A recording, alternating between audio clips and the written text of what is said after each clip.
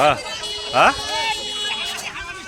उधर आते सोनी मांगे जा रहा आते सोनी चिल्ला नाश्ता बना और आते सोनी ले गए আমার বাবা ছিল, আমার বাবা মরে যাওয়ার পর ওরা আমার সাথে জবরদস্তি করছে, টাটিগুলো সব ভেঙিয়ে দিয়েছে।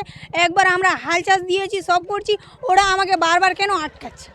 জমির মালিকানা নিয়ে বিবাদ, ঘটনার জেরে দুপক্ষের মধ্যে বিবাদে উত্তেজনা উত্তর দিনাজপুর জেলার ইসলামপুর ব্লকের রামগঞ্জ এলাকার বহনজ গ্রামে।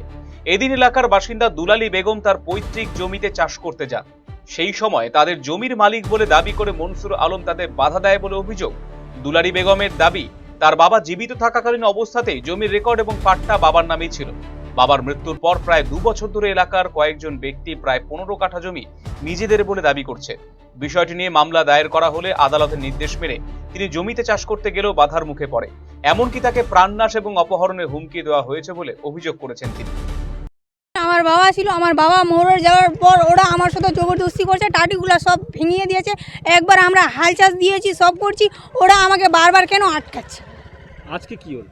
আজকে আমি জমিনে দখল করলাম। কার অর্ডারে? সুপ্রিম কোর্টে অর্ডার, ইসডিওএম এর অর্ডার।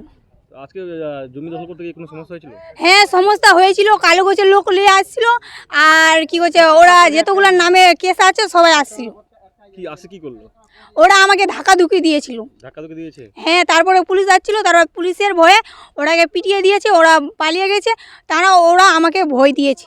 কি বলছে এখন ওরা? ওরা কি বলছে, আমাকে বলে কিডন্যাপ করবে, বাড়ি লুটপাট করবে, সব পেলে করবে ওরা। তো এটা কি কতটা জমি? আমার একটু কম 15 কাঠা জমি। 15 কাঠা জমি? হ্যাঁ। কার জমি এটা? এটা আমার বাবার জমিন, কারো দখলে ছিল না, এমনি পড়া ছিল। আমাদের দখল ছিল। আমার বাবার মরে যাওয়ার পর তারপর ওরা আমার টাটি পোড়া খুলে ফেঁকে দিয়েছে। আমার বাবা বলে 10 টাকা স্ট্যাম্পে জমিন বিক্রি করে দিয়েছে। আমরা 10 টাকা স্ট্যাম্প নিয়ে ইসডিওএম এর কাছে প্রমাণ করেছি। ইসডিওএম বলছে আপনাদের কোনো সম্পর্ক নাই, চমন আলী আর ইয়াউলির সম্পর্ক। অন্যদিকে অপরপক্ষের মনসুর আলমের দাবি, এটি মূলত পাট্টার জমি, কেউই এর দখলে ছিল না। এ নিয়ে ব্লক, মহকুমা এবং আদালতে মামলা হয়। সেখানে জমি চাষ করা নিয়ে দুপক্ষকে নিষেধ করা হয়েছে, কিন্তু সেই নিয়ম অগ্রাহ্য করে জমিতে চাষ করতে যায়। এ নিয়ে পুলিশের কাছে অভিযোগ দায়ের করা হলেও উল্টো পুলিশ তাদেরকে মারধর করেছে বলে অভিযোগ এনেছে মনসুর আলম। এই জমিনের সময়টা এটা হলো পাট্টার জমিন।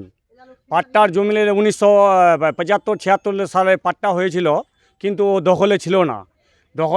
তো এখন তো ওরাই ফের কেস করেছে, সিভিলে করেছে, এসডিওর কাছে করেছে, আমার রামগঞ্জ থানা পুলিশ ফাঁড়িতেও কেস করেছে। কিন্তু কেস ওনারাই করেছে, আমরা খালি লড়ছি। আবার 1 তারিখে আমাদের একটা তারিখ গুজরালাম, সেটা আমি ফাইনাল দিল না কোর্ট। তারপরে ওরা এসডিওর কাছে একটা ইনজেকশন অর্ডার নিয়ে চলে আসলো। ওরা কি বললো, যে দখল আমরাই ছিলাম জমিতে 50 বছর 40 বছর ধরে, আবার পাকা বিল্ডিংটা আমার ছিল না। কিন্তু সেটা আমরা সাবিত করলাম কোর্টে, ওগুলা কথা মিথ্যা। তারপরে ফের আমাকে এসডিও একটা অর্ডার দিল যে 2 পার্টির জমিতে যেতে পারবেন না। তারপরে আবার ফের আমার পুলিশ প্রশাসনের কাছে অর্ডারটা এসডিওকে নিয়ে চলে গেলাম। ওখানে বড়োবাবু আইসিকে দিলাম। ও বলল যে ঠিক আছে, 2 পার্টি ওনারা কোনো গণ্ডগোল করবে না। এটাকে পুলিশও দায়িত্ব দিল যে তোমরা কোনো গণ্ডগোল করবে না, যেহেতু আপনারা কেস করেছেন অলরেডি কোর্টে।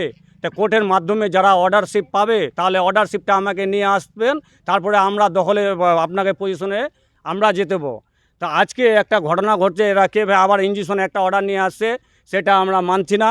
আবার ওরা পুলিশ প্রশাসন রামগঞ্জের আমাদের এখানে দখলে পজিশন আছে, আমরা বাধা দিতে গেলে আমাকে লাঠিচার্জ করে আমাকে ধমকে দেয়।